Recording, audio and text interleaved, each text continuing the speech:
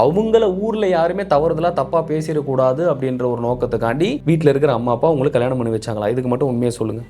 அந்த கேள்விக்கு பதிலே தெரியல குருஜி.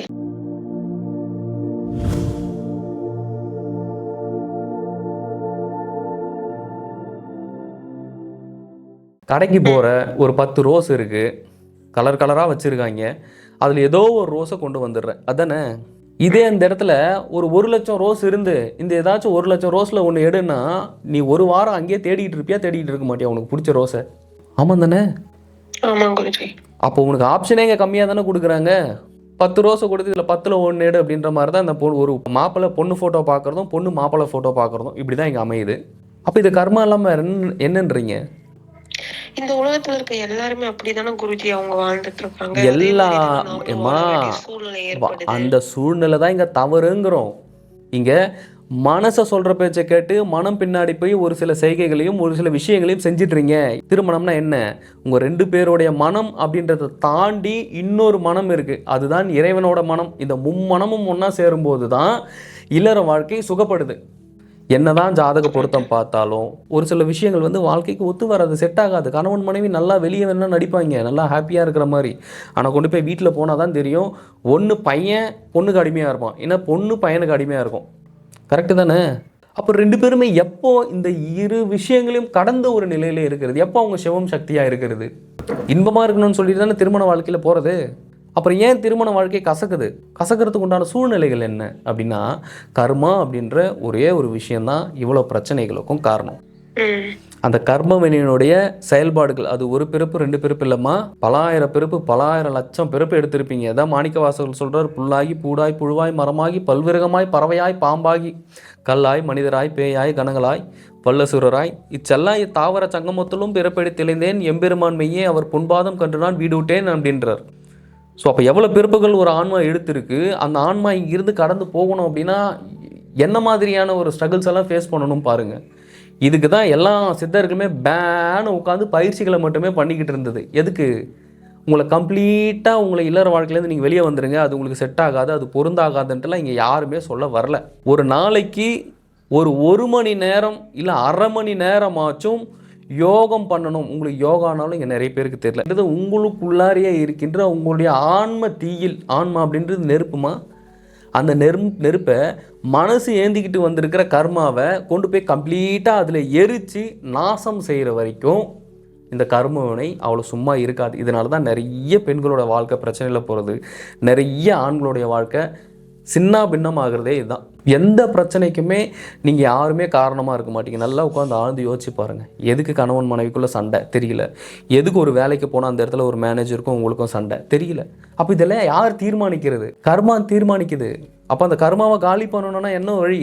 2 வழி. ஒன்று தான தர்மம் பண்ணணும், அப்படி இல்லையா பிரம்மயோகம், வாசியோகம், சித்த வித்தை, இந்த மாதிரி உயர் ரக பயிற்சிகளை நீங்கள் ப்ராக்டிஸ் எடுத்து தீட்சை எடுத்து முறைப்படி பண்ணணும். அட்லீஸ்ட் ஜீவ சமாதிக்காச்சும் போகணும். ஏன்னா அவங்களாம் கர்மாவை கழிச்சிட்டு போன ஒரு முக்தர்கள், முக்தி அடைஞ்சு போனவங்க, ஞானிகள், மகான்கள், அவங்களாம் சித்தர்கள். அந்த மாதிரி இடங்களுக்கு போய் நீங்கள் கொஞ்சம் வழிபடும் போது தான் உங்களுடைய கர்மாவும் கொஞ்சம் குறையும். அதே நேரம் சக்தி வாய்ந்த பயிற்சிகளை நீங்கள் எடுக்க உங்களுடைய கர்மா மிக எளிமையாக குறைய ஆரம்பிக்கும். சொல்லுங்க. இப்ப இந்த மாதிரி நம்ம கர்மா குறையணும்னா நம்ம இந்த மாதிரி யோக முறை, இந்த மாதிரி பயிற்சி நம்ம செய்யும் போது அதுக்கும் நம்ம வீட்டுல சப்போர்ட் பண்றது இல்ல குருஜி. எஸ்பெஷலி விமென்ஸ பத்தி உங்களுக்கு தெரியும்னு நினைக்கிறேன். சோ அந்த மாதிரி போனாலும் நம்ம தப்பா போயிடுறோம், நம்ம வேற வழியில போயிடுறோம். நம்மளுக்கு இதுதான் தெளிதல்னு புரியுது. நம்ம இந்த மாதிரி நம்ம வாழ்க்கையில நம்ம எவ்வளவுதான் ப்ரூஃப் பண்ணாலும் நம்ம நல்லவங்க நம்மள ஏத்துக்க மாட்டேன்றாங்க. சரி, அப்படி விட்டுட்டு சரி நம்ம யோக முறை பயிற்சியோ நம்ம இந்த மாதிரி யோகம் சார்ந்து போனாலும் அதை நோக்கி போனாலும் நம்மளுக்கு தவறுதலான பேர்கள் சூட்டப்படுது. ஐ மீன், இவ எதையோ பார்த்து போயிட்டு இருக்கா, இவ இதையேதான் பண்ணிட்டு இருக்கா அப்படின்னு பெண்களை பொறுத்த வரைக்கும் எஸ்பெஷலி ரொம்ப பிளேம் பண்றாங்க. சோ இந்த மாதிரி இருக்க சூழ்நிலையில என்ன குருஜி பண்றது? ஒண்ணுமே விஷயம் இல்லம்மா. எந்த ஒரு ஆன்மா அந்த கர்மவினை கம்ப்ளீட்டாக குறைஞ்சிக்கிட்டு அடுத்த ஸ்டேஜ் இறைநிலைக்கு போகணும் அப்படின்ட்டு விருப்பப்படுதோ அது ஆட்டோமேட்டிக்காக நீங்கள் கிடையாது, இறைவன் நகர்த்தி விடுறது தான். இப்போ நீங்கள் எனக்கு கால் பண்ணியிருக்கீங்க, இந்த எண்ணமும் இந்த சிந்தனையும் கிட்டத்தட்ட தமிழ்நாட்டில் 7.5-8 கோடி பேர் இருக்காங்க. எல்லாருக்குமே அந்த எண்ணம் வந்துடுச்சா? யோகம் பண்ணணும், பயிற்சி பண்ணணும், நம்ம மோட்ச முக்தி அடையணும், இறைநிலை அடையணும், பேரின்பத்திற்கு போகணும், மரணமில்லா பெழுவாருக்கு போகணும், அப்படின்ற எண்ணம் எல்லாருக்கும் வந்துருச்சா? தெரியலையா குருஜி, அது எனக்கு தெரியலையே. தெரியலையே. அப்படி கிடையாது. எந்தெந்த ஆன்மா அந்தந்த நேரத்துக்கு போகணுமோ அதுக்கு மட்டும்தான் ஆன்மீகத்தில் நாட்டம் இருக்கும். உன்னை இழிவாக பேசுகிறவங்கெல்லாம் கிட்டத்தட்ட 30வது பிறப்பு 40வது பிறப்பில் தான் இருப்பாங்க. இந்த மாதிரி நீங்கள் நெருங்கி வரீங்கன்னா கிட்டத்தட்ட நீங்கள் 1000வது பிறப்பில் இருக்கலாம். அப்படி இருக்கிற ஆன்மாக்கள் மட்டும்தான் யோகம், தியானம் இந்த மாதிரி அவங்களுக்கும் உங்களுக்குமே கம்ப்ளீட்டாக வேறுபடும் பல விஷயங்கள். அவங்க எப்படின்னா, நான் என்ன நடந்தாலும் பரவாயில்ல, நான் இதுலேயே இருக்கேன், நான் திருப்பி நம்பி போகிறேன், நான் மறுபடியும் இதுலேயே நசுங்கிறேன், நான் இப்படியே இருக்கேன் அப்படின்ட்டு அந்த வாழ்க்கையை அப்படியே அக்செப்ட் பண்ணிட்டு அதுலேயே இருந்து அப்படியே உருண்டு அதுலேயே பிறண்டு அதுலேயே செத்து போகிறது. அதான் இங்கே எல்லாருமே பண்ணுறது. ஆனால் அப்படி இல்லை. இங்கே யார் ஒருத்தங்களுக்கு வலி வருதோ, யார் ஒருத்தங்களுக்கு அதீத துன்பம் வருதோ, அது இறைவனோட விளையாட்டு. அந்த விளையாட்டுலேருந்து நீ தப்பிக்கணும் அப்படின்னா, அந்த விளையாட்டுலேருந்து நீ கம்ப்ளீட்டாக நீ வின் பண்ணி நீ வெளியே வரணும்னா யோக பயிற்சி மட்டும்தான் முடியும். இதனால தான் சித்தர்கள் முதற்கொண்டு இன்றளவும் யோகிகள் எல்லாருமே பயிற்சியில் ஈடுபட்டு தன்னை மேம்படுத்திக்கிறது. அவங்க அப்படி பேசுகிறாங்கன்னா அவங்க மனம் பக்குவப்படலை, அவங்க இன்னும் அந்த சிந்தனைக்கும் அந்த தெளிதலுக்கும் அந்த தெளிவுக்குமே வரலைன்னு அர்த்தம். அவங்க அக்செப்ட் பண்ணலன்னா நீங்கள் அதெல்லாம் பார்த்துக்கிட்டு இருக்கக்கூடாது. அது உங்களையும் சேர்த்து கொண்டு போயிடும். அதுதான் மாயை. உன்னை யார் ஒருத்தங்க ஆன்மீகமாக இருக்கும்போது உன்னை பேட் கமெண்ட்ஸ் பண்ணுறாங்களோ, உன்னை யார் அந்த வழியில் விடலையோ அவங்க அவங்களுக்கு உண்டான வினையை சத்தியமாக அனுபவிப்பாங்க. முடிஞ்ச அளவுக்கு ஒரு நாளைக்கு ஒரு 1/2 மணி நேரமாச்சும் உங்களால் உட்காந்து பயிற்சிகள் பண்ண முடியுமா? பேசுகிறவங்க 1008 பேசட்டும், அதெல்லாம் நீங்கள் எடுத்துக்கவே கூடாது. புரியுதுங்களா? அதுக்கு இறைவன் பதில் சொல்லிப்பார். சரிங்களா? அதெல்லாம் நீங்கள் எடுத்துக்கிட்டு நீங்கள் பயிற்சிகள்லாம் பண்ணாமலாம் இருக்கக்கூடாது. பயிற்சிகள் பண்ணணும்.